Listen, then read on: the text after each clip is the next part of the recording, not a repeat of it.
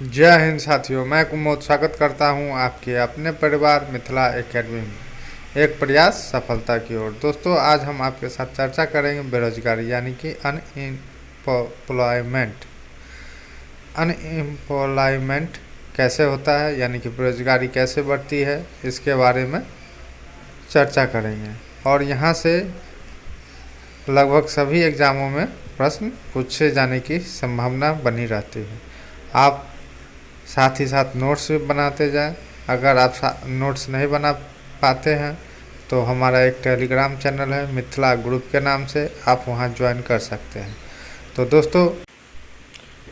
दोस्तों हमसे जुड़ने के लिए सबसे पहले इस वीडियो के बेल आइकन को प्रेस कर ले और साथ ही साथ चैनल को सब्सक्राइब कर ले, ताकि हमारा जो भी वीडियो बने या अपलोड हो यूट्यूब पर वो सबसे पहले आपके पास आए, उसका नोटिफिकेशन।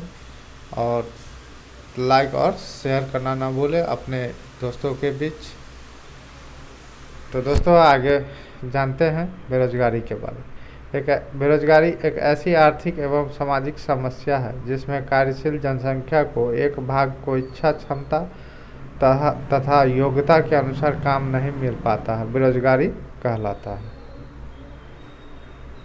कार्यशील जनसंख्या से तात्पर्य 15 से 59 वर्ष की आयु वर्ग के जो लोग हैं जिनको काम नहीं मिल पाता है वो बेरोजगार कहलाते हैं। प्रोफेसर पिगू के अनुसार एक व्यक्ति केवल तब तक बेरोजगार होता है जब उसके पास कोई काम नहीं होता है। सही बात है, किसी के पास काम ही नहीं रहेगा तो वो तो बेरोजगार ऑटोमेटिकली हो गया। अब हम जानेंगे बेरोजगारी के कारण कि कैसे कैसे बेरोजगारी बढ़ता है और किन कारणों के कारण से हमारे देश या किसी भी देश में बेरोजगारी उत्पन्न होती है। तो दोस्तों, साथ ही साथ आप चैनल को सब्सक्राइब कर लें। अगर आप नए हैं तो लाइक और शेयर भी ज़रूर करें।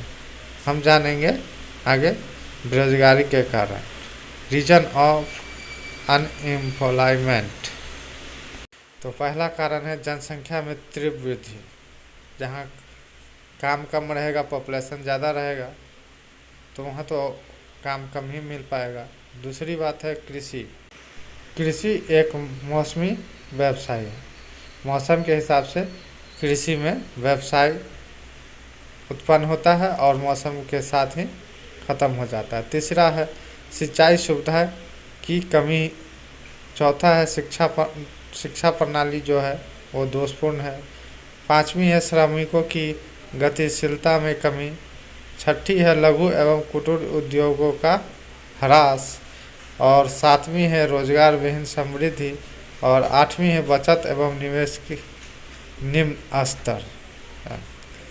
अब हम जानेंगे ओकुन का नियम, वो क्या कहता है। यह नियम देश की विकास दर और बेरोजगारी दर के बीच संबंध को बताता है। इसमें महत्वपूर्ण बात है, ये दोनों के बीच विपरीत संबंध पाया जाता है। इस नियम अनुसार यदि किसी देश की जीडीपी में 3% की वृद्धि होती है तो उस देश की बेरोजगारी दर में 1% की कमी आती है। इसी प्रकार यदि बेरोजगारी की दर में 1% की वृद्धि होती है तो उस देश की जीडीपी में 3% की कमी आती है। अब हम जानेंगे बेरोजगारी के प्रकार। भारत में बेरोजगारी के मूल 2 प्रकार देखे जा सकते हैं। पहला होता है शहरी बेरोजगार। इसके बारे में जानेंगे। मुख्य शहरी बेरोजगार मुख्यतः 2 प्रकार की स्थिति देखे जाती है, यानी कि शहरी बेरोजगारी में 2 प्रकार की स्थिति उत्पन्न होती है। पहला है औद्योगिक बेरोजगारी। इसके बारे में जानते हैं। वे लोग जो तकनीकी एवं गैर तकनीकी रूप से कार्य करने की क्षमता और दक्षता रखते हैं परंतु बेरोजगार हैं। और दूसरी बात, इस बेरोजगारी का कारण धीमी औद्योगिकरण प्रक्रिया तथा अनुपयुक्त तकनीक का प्रयोग है। दूसरी होती है शिक्षित बेरोजगारी। यह ऐसी श्रमिक जिनके शिक्षण प्रशिक्षण में बड़ी मात्रा में संसाधन उपयोग किए जाते हैं तथा इन श्रमिकों का कार्य क्षमता और दक्षता भी अन्य श्रमिकों से अधिक होता है। ऐसे रोजगार विहीन श्रमिकों को शिक्षित बेरोजगार कहा जाता है। इसका कारण शिक्षा व्यवस्था का रोजगार नहीं बल्कि उपाधि परक होना है। और दूसरी होती है ग्रामीण बेरोजगार। यह कैसी होती है? ये भी दो प्रकार की स्थिति में उत्पन्न होती है या दो प्रकार की स्थिति देखी जाती है ग्रामीण बेरोजगारी में।